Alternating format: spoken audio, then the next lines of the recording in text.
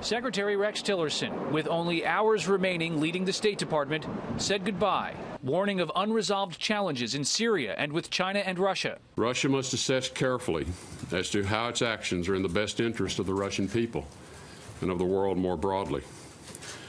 Continuing on their current trajectory is likely to lead to greater isolation on their part. Tillerson disagreed with President Trump on several issues: Russia, Qatar, the Paris Climate Agreement, and rhetoric. I don't believe anyone doubts the American people's values or the commitment of the American government or the government's agencies to advancing those values and defending those values. And the president's values? The president speaks for himself, Chris. And primarily the Iran nuclear agreement. This morning, the president cited it as a reason for the change at state.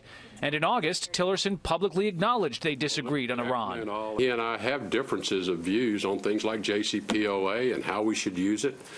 We have differences, but I think if we're not having those differences, I'm not sure I'm serving him. Tillerson has lobbied the administration to remain in the Iran nuclear agreement. His State Department's been negotiating changes to Iran policy with European allies to keep the U.S. in the deal. Tillerson's nominated successor, CIA Director Mike Pompeo, is a longtime critic of the agreement. The missile tests, the activity of the Shia militias in Iraq, their work alongside Lebanese Hezbollah in Syria and in Lebanon, their malign activity all around the world has dramatically increased since this deal was struck. Speculation peaked this fall that the president would fire Tillerson.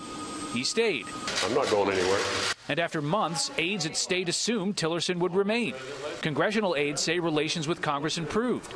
He traveled more and even spent a little more time with the press. Do you believe there are still people in the White House who don't want you to be Secretary of State? I have no idea.